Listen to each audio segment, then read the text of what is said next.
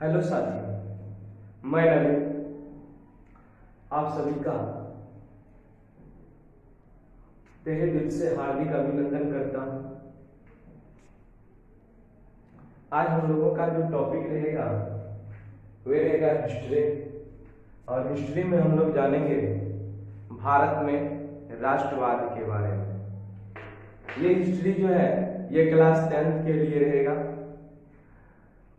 Class 10th के साथ साथ अदर एग्जाम के लिए भी आप इसका वाचिंग कर सकते हैं या इस वीडियो को देख सकते हैं।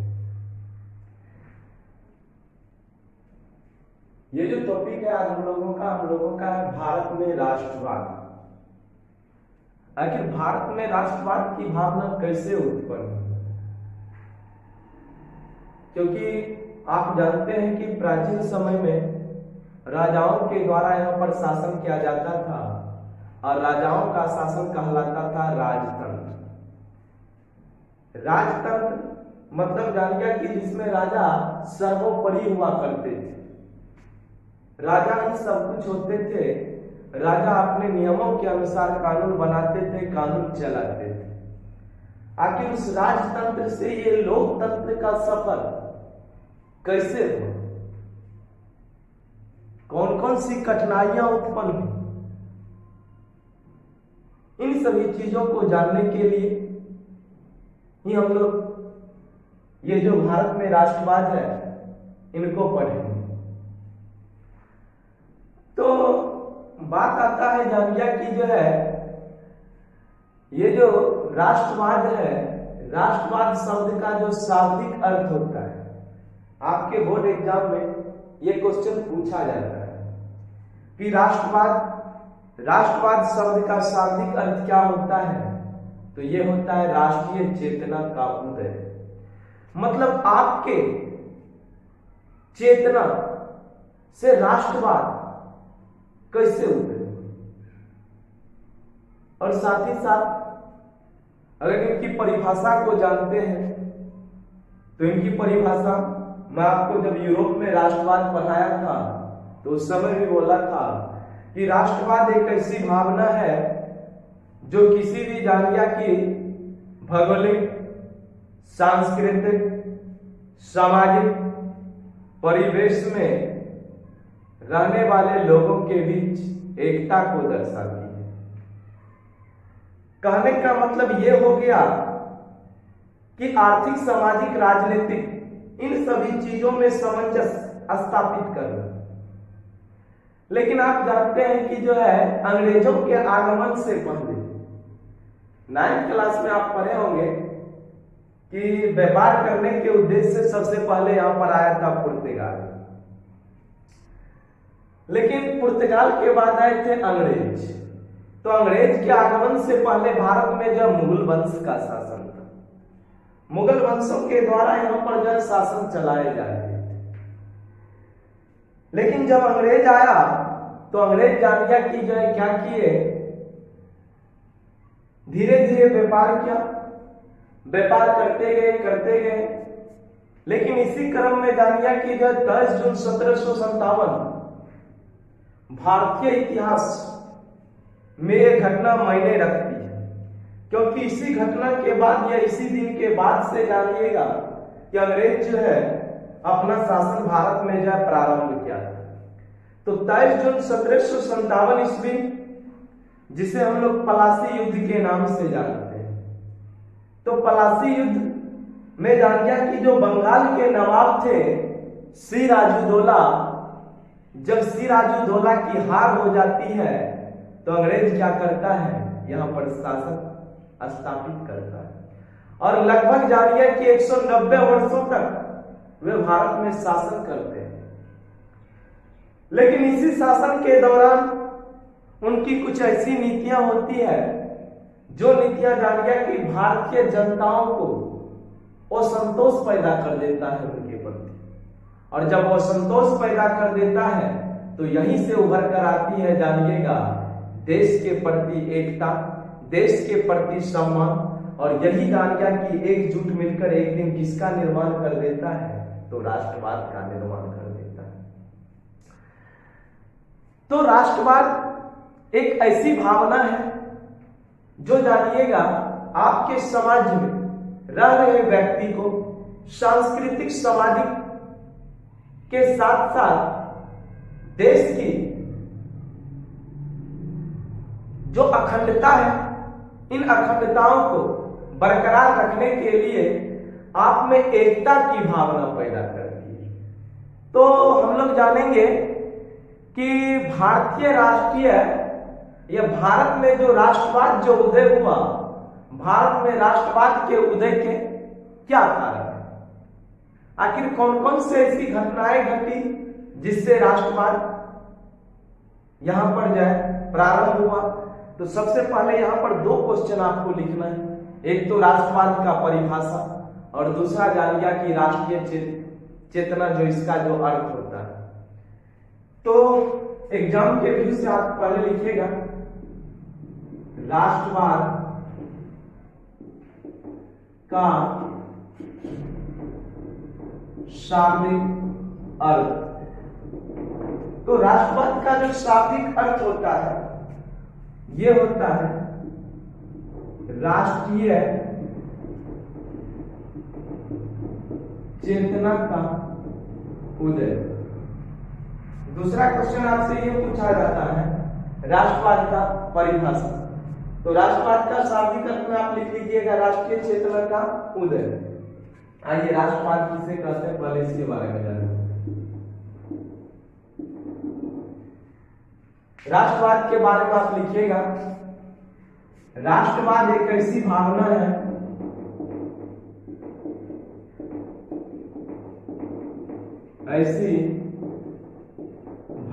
है जो सांस्कृतिक सामाजिक एवं देश की अखंडता को बरकरार रखने के लिए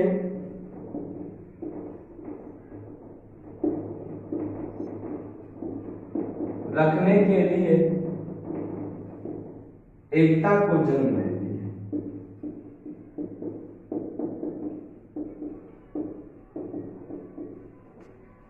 चलिए ये बात आप नोट कर लीजिए। अब अगर ये क्वेश्चन पूछा जाए कि भारत में राष्ट्रवाद जो उदय हुआ था आखिर मुख्य रूप से, ऐसा तो नहीं था कि जानिए कि जो लोग राजतंत्र से परेशान नहीं थे, राजतंत्र से भी परेशान थे, लेकिन मुख्य रूप से अगर देखा जाए कि राष्ट्रवाद भारत में कहां से उदय हुआ था तो वे हुआ था आपके देश के लिए जो पहला स्वतंत्रता संग्राम की लड़ाई लड़ी गई थी 1857 की क्रांति। 1857 की क्रांति से जानिएगा ये जो उदय हुआ था। तो एक पॉइंट आप यहाँ पर नोट कर सकते हैं, यहीं पे नोट कर लीजिए राष्ट्रवाद भारत में प्रारंभ हुआ 1857 ईस्वी की क्रांति। अब हम लोग जानेंगे कि राष्ट्रवाद का राजनीतिक कारण क्या था। सबसे पहले जानेंगे राष्ट्रवाद के राजनीतिक कारणों को। तो आप जानते हैं कि राजनीतिक कारणों को अगर हम लोग पढ़ेंगे तो इसका एक मायने निकलेगा और वह निकलेगा ब्रिटिश शासन की नीति। तो भारत में उस समय जानिए कि ब्रिटिश शासन चला करता था। तो ब्रिटिश शासन की जो नीति थी उनमें जानिए कि समय समय पर जो है किसी न किसी प्रकार के एक्ट पेश किए जाते थे। जब एक्ट पेश किया जाता था तो वह एक्ट जानिए कि जो भारतीय व्यक्तियों के हितों के लिए नहीं होता था, बल्कि भारतीय व्यक्तियों को कष्ट, दुख एवं उसकी जो गरीबता है और गरीबी की तरफ ले जाता है। इस तरह का वे लोग एक्ट पारित करते थे। तो क्रमवार रूप से अगर हम लोग देखें तो जो ब्रिटेन की महारानी थी विक्टोरिया, ब्रिटेन की महारानी विक्टोरिया 1858 ईस्वी में देश की सामग्री, मतलब जानिएगा जो देसी रियासत था, देसी रियासत का मतलब क्या, जो भारत के छोटे छोटे प्रांत थे उन प्रांतों पर राजाओं के द्वारा जो शासन किया जाता था उस प्रांत को कहा जाता था देसी रियासत। तो जो देसी रियासतें थी वह 1858 का जो देश की सामग्री वाली जो एक्ट पारित की थी उसके तहत सभी देसी रियासत किसमें चले गए, ब्रिटिश शासन के अधीन चला आया। जब ब्रिटिश शासन के अधीन चले आए तो जो देसी रियासत के राजा थे वह भी जानिएगा कि जो है अंग्रेजी शासन के नीति जानिएगा कुछ असंतोष पैदा किए, जगह जगह पर युद्ध हुई और भारतीय जनता तो जानिएगा कि अंग्रेजों के प्रति धीरे धीरे अपना रुख जो है बदलते चली जा रही है। उसके बाद जानिएगा कि समाचार पत्र, भारत में उस समय अंग्रेजी उतना नहीं चलता था, जो देसी भाषा थी जैसे बंगाली, मराठी, जो तमिल था, जो क्षेत्र की भाषाएं थी, उस भाषाओं में अखबार या न्यूज़पेपर छपा करता था। लेकिन 1878 ईस्वी में जानिएगा कि जो लॉर्ड लिटन था, लॉर्ड लिटन ने वर्नाकुलर प्रेस एक्ट जारी कर दिया।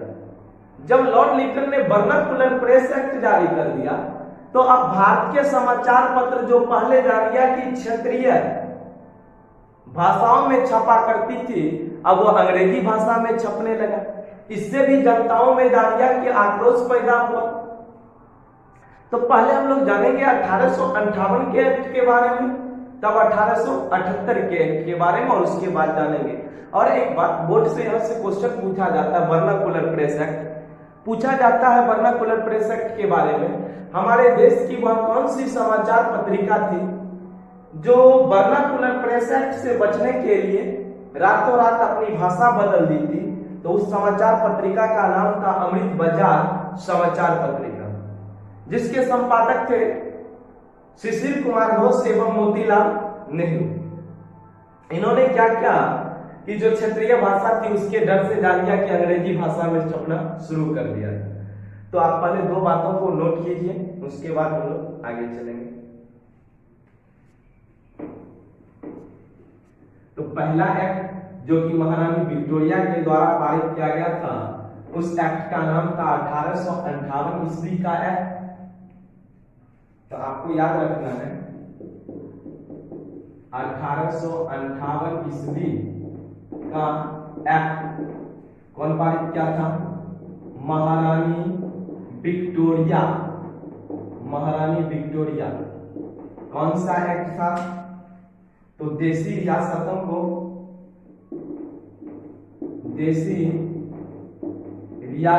को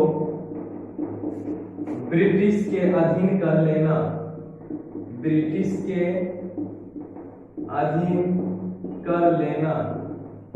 चलिए दूसरा एक्ट आपको याद रखना है 1878 ईस्वी का, 1878 ईस्वी का एक्ट, जिस एक्ट को हम लोग कहेंगे वर्नाकुलर प्रेस एक्ट। क्या था? तो भारतीय समाचार पत्रों पर जो क्षेत्रीय भाषा थी उस पर प्रतिबंध लगाना। तो आप लिख सकते हैं समाचार पत्रों के क्षेत्रीय भाषा पर प्रतिबंध लगाना। और अगला पॉइंट आप नोट कर सकते हैं वह कौन सी समाचार पत्रिका थी? तो समाचार पत्रिका का क्या नाम था? अमृत बाजार पत्रिका। तो यहाँ पे आप नोट कर सकते हैं अमृत बाजार पत्रिका। क्या हुआ था? तो वर्नाकुलर प्रेस एक्ट से बचने के लिए क्या किया था? अपनी भाषा बदल दिया था। संपादक का नाम याद कर लीजिए, संपादक में याद रखना है शिशिर कुमार घोष एवं मोतीलाल नेहरू। मोतीलाल नेहरू। पहले आप इसका स्क्रीनशॉट लीजिए।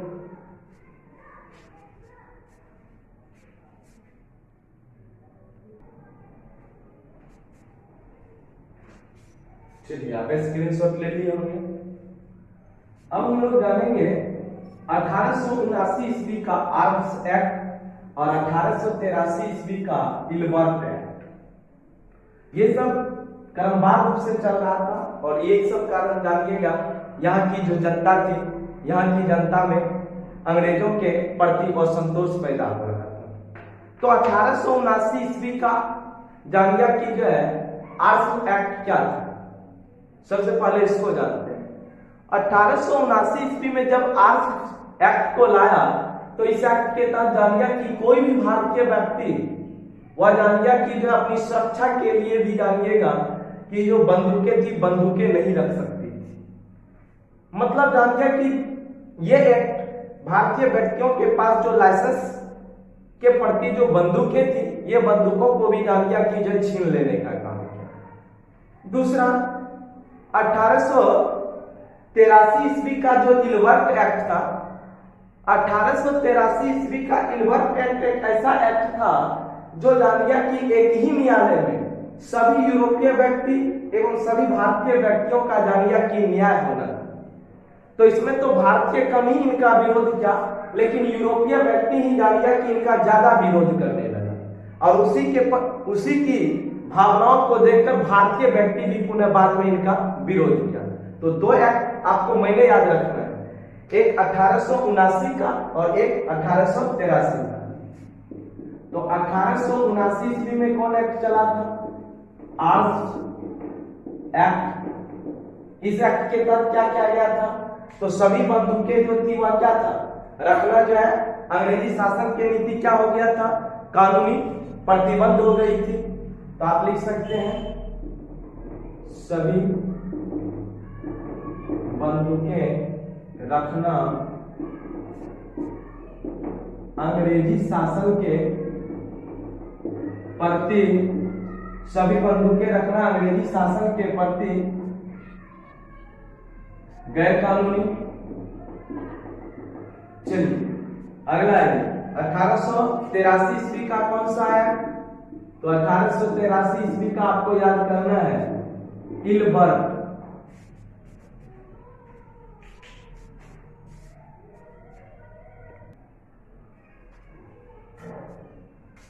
तो 1883 का जानिएगा इलबर्ट एक्ट। क्या था इलबर्ट एक्ट? तो इलबर्ट एक्ट में आपको याद रखना है भारतीय एक्ट, भारतीय एवं यूरोपीय दोनों व्यक्तियों का क्या करना? एक ही न्यायालय में सुनवाई करना। ये बात आप नोट कर लीजिएगा। चलिए उसके बाद इसका एक्ट जो बना था वो बना था 1899 ईस्वी का Kolkata corporation act. Kolkata corporation act क्या था ये जानिए कि क्या क्या था? नगर पालिका की जो संख्या थी वह घटा दिया था, जिस कारण से भारतीय व्यक्ति इनके प्रति क्या हुए थे? असंतोषजनक की भावना पैदा करने लगी थी। 1899 के बाद आपको याद करना है 1904 ईस्वी का विश्वविद्यालय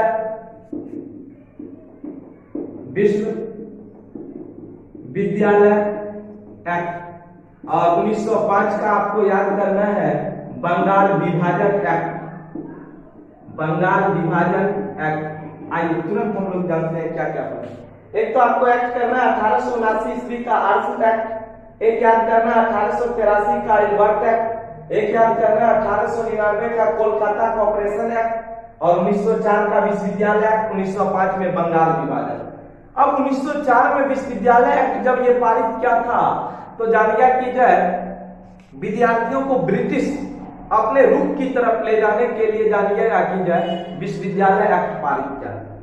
और 1905 में जब जानते हैं कि बंगाल विभाजन की घोषणा कर रहा था तो यहां से क्वेश्चन पूछता है कि 1905 में जब बंगाल विभाजन की घोषणा कर रहा था तो उस समय हमारे देश के अंग्रेजी गवर्नर जनरल कौन थे? तो लॉर्ड कर्जन थे। बंगाल विभाजन की घोषणा को कब रद्द किया गया था? तो 1911 ईस्वी में। स्वदेशी आंदोलन बंगाल विभाजन के विरोध में कब चलाया गया था? तो 1907 ईस्वी में। स्वदेशी आंदोलन के नेतृत्वकर्ता कौन थे? तो सुरेंद्र नाथ बनर्जी। बिना ताज का बादशाह किसे कहे जाते हैं? तो सुरेंद्र नाथ बनर्जी। और इसी की मृत्यु पर जानिए कि पट्टाभी सितार भैया बोले थे ये हमारे देश के ऐसे देशभक्त थे जिनकी आवाज सुदूर गांव तक जाती। तो आप पहले इसका नोट कीजिए, उसके बाद अभी जो बोले वो आपको नोट करना है। तो चलिए इसका स्क्रीनशॉट आप ले लिए होंगे। चलिए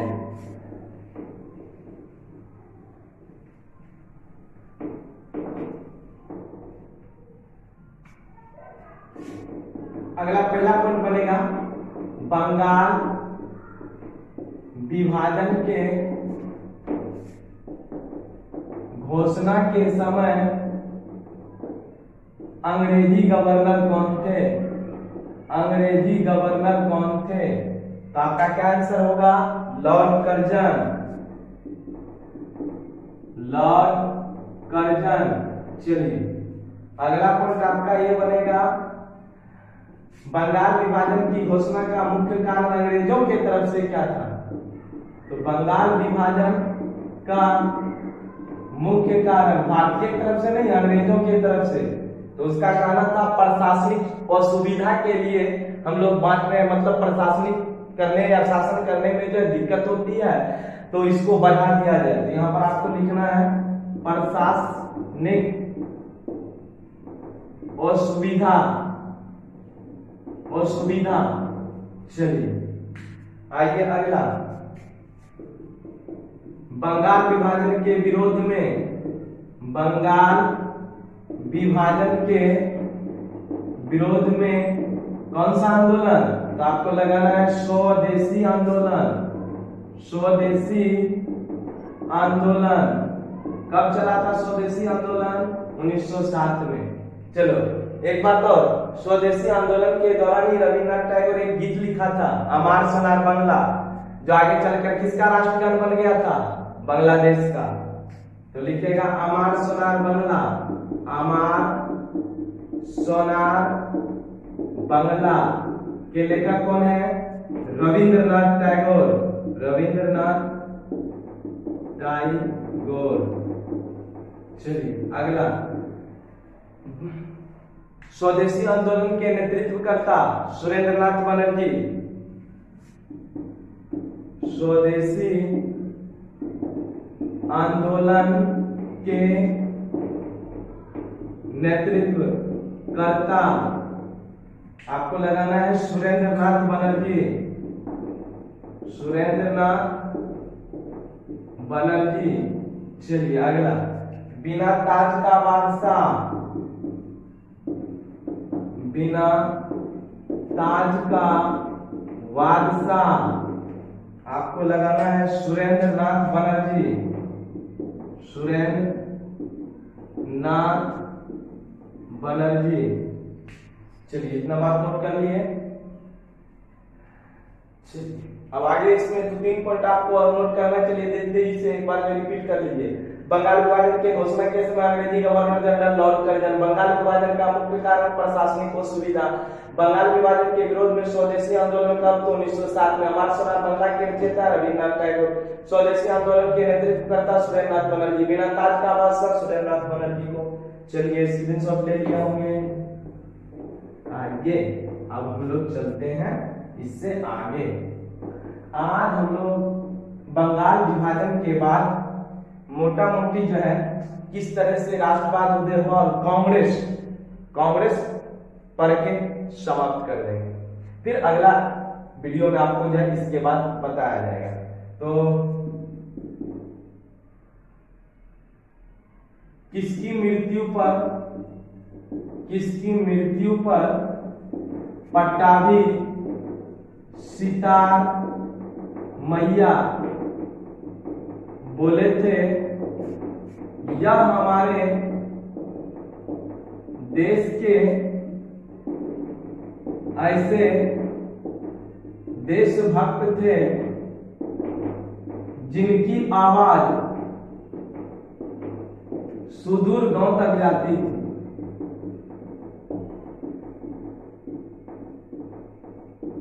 जिनकी आवाज सुदूर गांव तक जाती थी। तो आपको लगाना है सुरेंद्रनाथ बनर्जी। सुरेंद्रनाथ बनर्जी।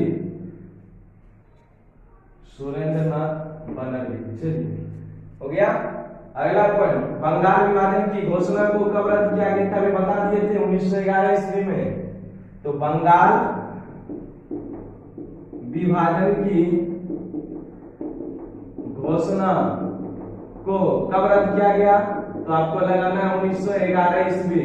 अच्छा, उस समय हमारे देश के अंग्रेजी गवर्नर जनरल कौन थे? तो लॉर्ड हेडिंग द्वितीय। अंग्रेजी गवर्नर जनरल पे लगाना है लॉर्ड हेडिंग द्वितीय। चलिए, आपने क्या देखा कि अंग्रेज का शासन चलते गया और ऐसी नीति को लाया जिससे भारतीय व्यक्ति और अंग्रेजों के बीच दरारें पैदा होते चले गए। और यही कारण था कि धीरे धीरे जानिएगा कि यह राष्ट्रवाद के रूप में उभर कर आया। लेकिन इस राष्ट्रवाद को और भी जानिए कि मजबूती प्रदान करने के लिए आईएनसी, इंडियन नेशनल कांग्रेस, भारतीय राष्ट्रीय कांग्रेस की स्थापना हुई। किस तरह से हुई, चलिए आइए हम लोग उनको जानते हैं। तो पहले आप इसका स्क्रीनशॉट लीजिए।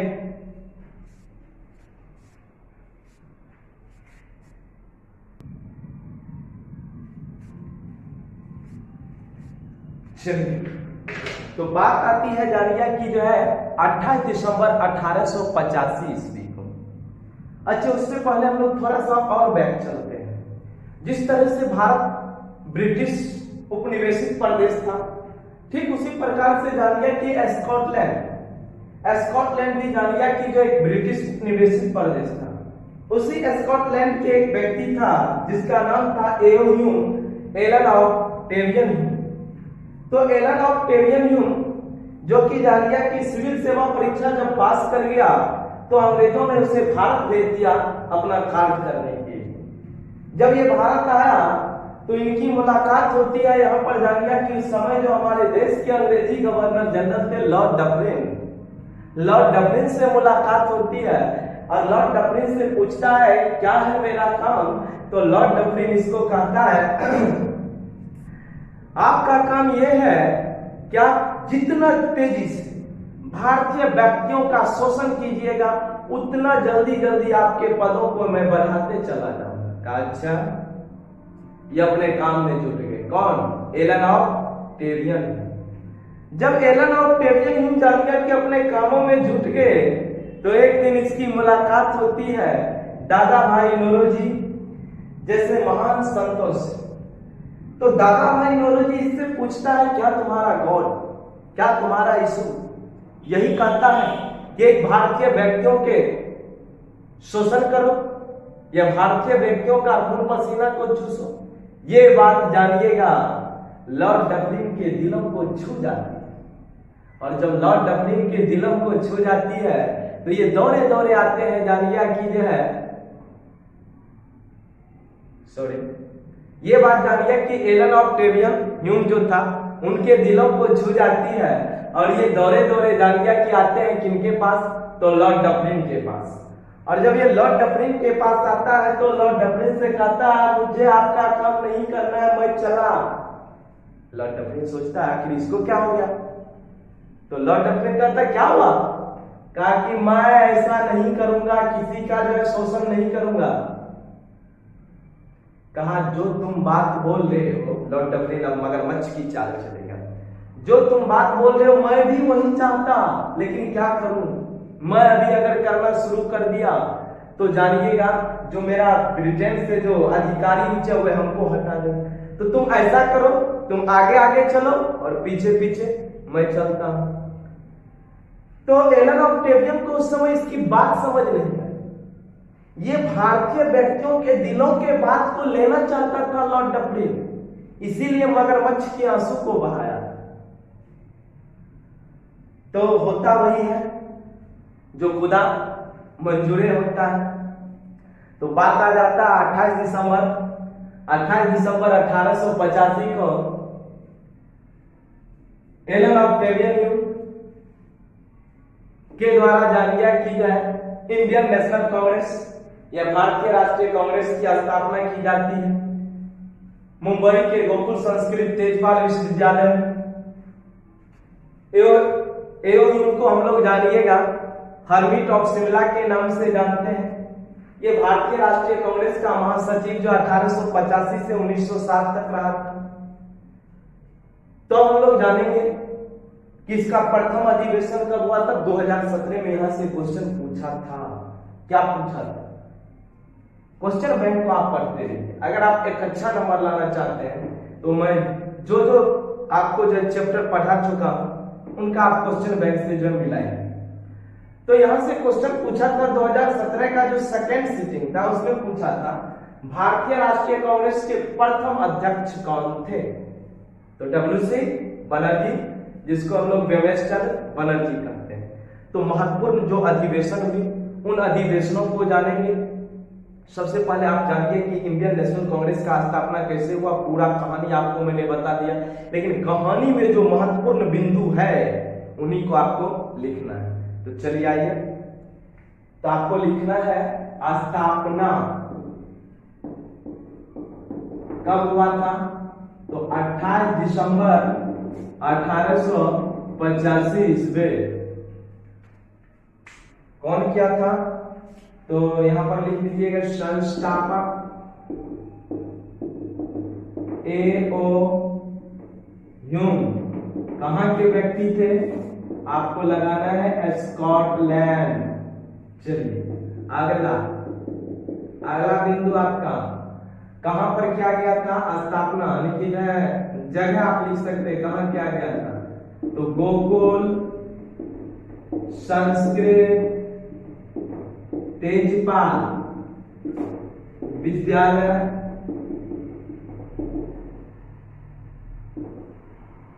मुंबई। चलिए अगला पॉइंट आप नोट कर सकते हैं, हर्मिट ऑफ शिमला।